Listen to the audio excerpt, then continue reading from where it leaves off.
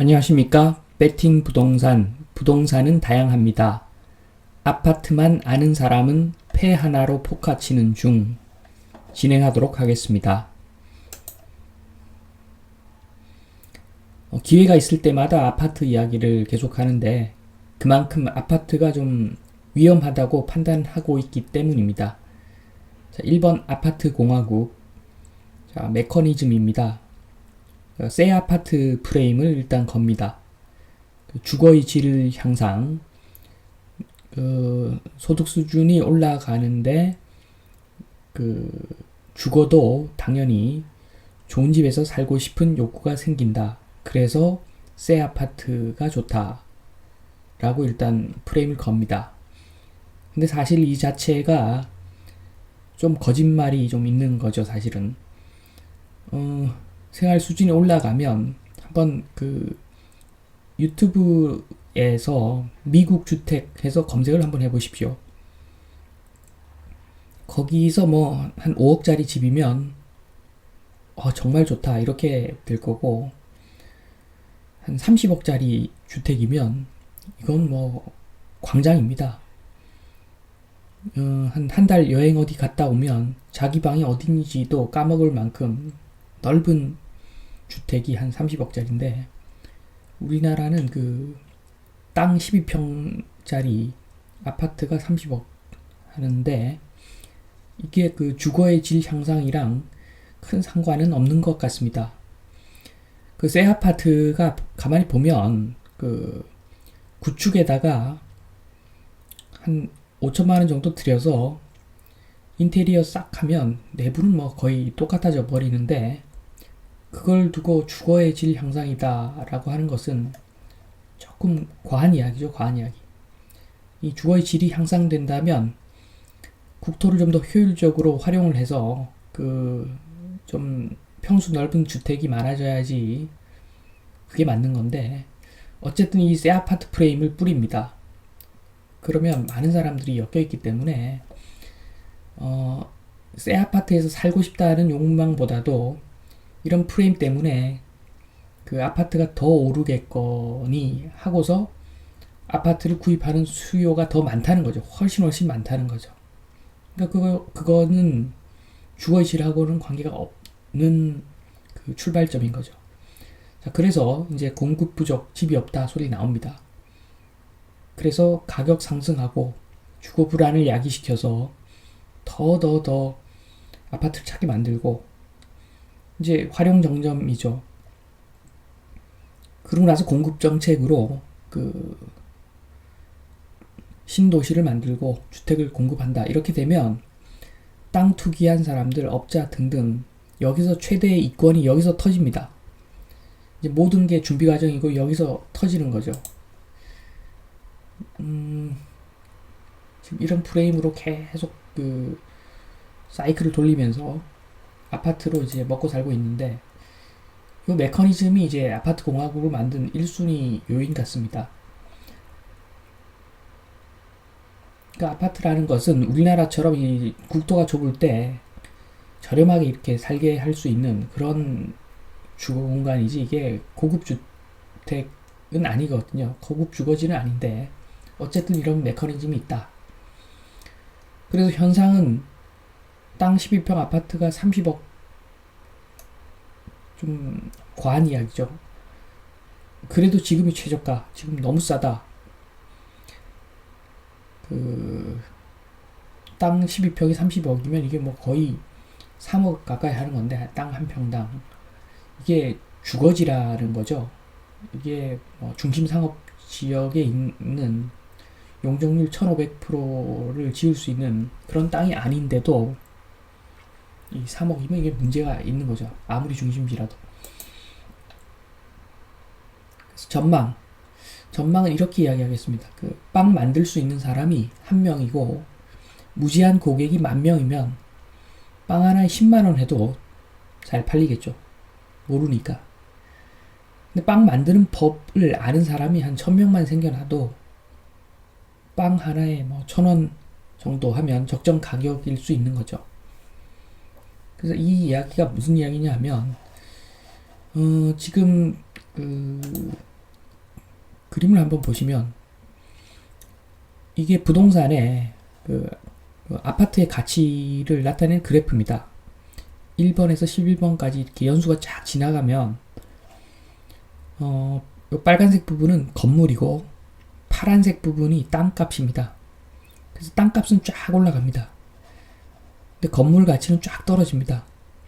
그래서 초록색 부분이 전체적인 가격의 그 상승분인데 이만큼 그 건물을 포함하고 있는 부동산은 그 상승 속도가 좀 느리다고 볼 수가 있죠. 상승 속도가 제일 빠른 것은 땅만 있는 물건, 땅 평수가 넓은 그런 물건들의 그 가치가 상승되는 속도가 더 빠르겠죠, 사실. 그래서 이런 그래프를 따라가지 않고 비정상적인 그래프를 따라가다 보니까 아파트 가격이 엄청나게 지금 상승해 있고, 그 임대 수익률을 한번 계산을 해 보시고, 그다음 두 번째, 땅 한 평당, 공유 지분 땅 한 평당 가격이 얼마인지 그걸 판단해 보시면 고평가되었다는 것을 알 수가 있습니다. 그러니까 제가 그 아파트에 대한 영상 그 만든 것들 한 번 더 보시고, 그래서 그 연장선인데 지금 이런 상황이죠. 이런 상황. 재개발, 신축, 구축, 하류로 지금 떠내려가고 있는 거죠. 재개발이 제일 좋고, 그 다음 신축이 좋고, 구축은 뭐 거의 철거 단계로 이제 가는 분위기겠죠. 이 상황에서 저 앞에 폭포가 있다. 이 상황을 깨닫게 되면 구축 가격이 내리겠죠. 구축 가격이 내려야 되는데 지금은 역으로 신축 가격이 올라가 있는 상태죠. 재개발은 더 올라가 있고. 그래서 결국에는 시간이 지나면 이렇게 된다는 거죠. 이렇게 구축이 떨어지고 나면 신축도 이제 내 차례가 왔구나. 그리고 재개발도 마찬가지인 거죠. 그러니까 여기에는 무슨 의미가 담겨 있냐면 예전에 아파트들은 그 용적률이 100% 정도 되는 아파트들이 많았죠. 지금은 용적률 250%까지 채워서 꽉꽉 채워서 지금 짓고 있기 때문에 전부 다 구축이라는 거죠. 구축이든 신축이든 재개발이든 다 그냥 그 개발 호재가 없는 아파트들이라는 거죠. 그렇기 때문에 이런 현상이 결국에는 생길 것이다. 그래서 구축은 바로 직격탄을 맞을 것이고 조금 지나니까 신축이 내 차례네. 그리고 재개발이 또 내 차례네. 이렇게 된다는 거죠.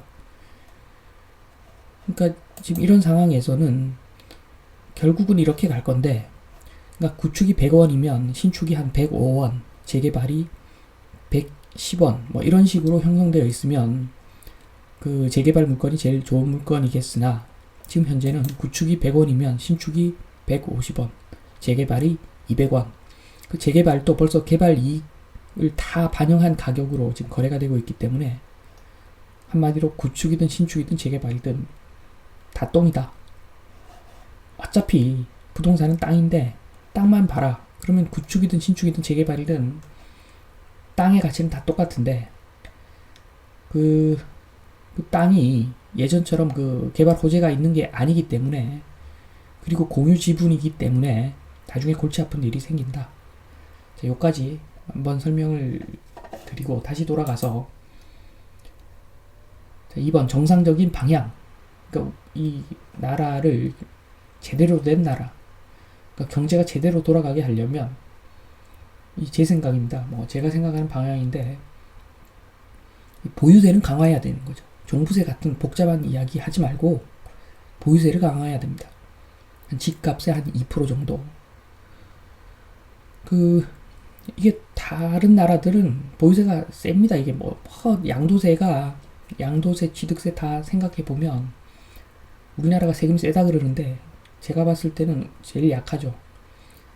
그 보유세가 약하기 때문에 투기의 천국을 만들어 놓고, 투기의 천국이니까 시세 차익이 큰 거죠. 크니까 양도세를 걷어야 되는 거고. 근데 이게 완만하게 그 집값이 상승하면 양도세에 과세할 필요가 없는 거죠. 그냥 보유세만 매겨도 다 안정화되니까. 자, 1번은 보유세. 이 이야기는 꼭 해야 되는데 이 이야기를 안 하기 때문에 지금 쇼라는 겁니다. 2번 땅 개발. 유휴 토지에 대한 재산세를 강화를 해서 정부에서 그 산지, 정말 그냥 방치하고 있는 산지들을 수용하고, 그래서 토목공사를 한 다음에 국가가 땅을 제공하고 개인이 주택을 건설할 수 있도록 허용을 해서 이 고급 주거지를, 정말로 거주 개념의 그 고급 주거지를 형성할 필요가 있지 않는가. 그 땅 사용료만 내면서 이렇게 하면 상당수가 이제 이쪽 그 고급 주택에 대한 수요가 이쪽으로 빠져가면서 이제 아파트는 그 도심에서 살아야만 하는, 일을 해야 되는 도심에서 살아야만 하는 사람들을 위한 저렴하고 효과적인 주거지로 이렇게 만들어 가야 되는 게 맞는 것이 아닌가. 그래야지 이 지금 출산율을 회복할 수 있는 거의 유일한 방책이다. 제가 봤을 때는 그렇습니다. 그래서 사회초년생들, 신혼부부들, 저소득층들 일을 꼭 해야 되니까 도심에서 살아야 되는데, 살려고 하니까 그 좁은 아파트에서 그냥 살아라. 좁은 아파트에서 살면서 좁다는 게 뭐 20평, 30평 이런 걸 이야기하는 거죠. 거기서 불을 축적해서 축적하게 되면 약간 교외로 나와서 고급 주택지에서 자리 잡고 살아라. 이런 어떤 프레임을 만드는 것이 맞지 않는가. 제가 봤을 때는 그렇습니다. 자, 3번. 어떤 부동산이 좋은가? 부동산은 다양하다고 했는데, 다양한 물건에 대해서는 알고 있으시겠죠. 뭐 공장도 있고, 사무실도 있고, 상가도 있고, 뭐 주차장도 있고, 많죠. 많은데 어떤 게 좋은가? 그럼 이 시점에서, 자, 아파트는 지금 피해라 하고, 일단 제가 말하는 이유는 이걸 보십시오. 1번 수익. 가격 대비 월세가 큰 물건이 좋은 물건입니다. 아파트 해당 안 되죠. 2번 자산. 땅이 비싼 부동산. 아파트는 묘하게 포장되어 있죠. 지금 새 아파트 프레임으로 건물이 새 건데 땅도 새 거인 것처럼 해서 땅값을 엄청나게 부풀려 있는 거죠. 따지고 나서 보면 그 새 아파트라는 것이, 새 아파트 프레임으로 지금 가격이 다 올라 있는데, 그 새 아파트라는 것이 땅이 새 것인 것은 아니죠. 땅은 다 똑같죠.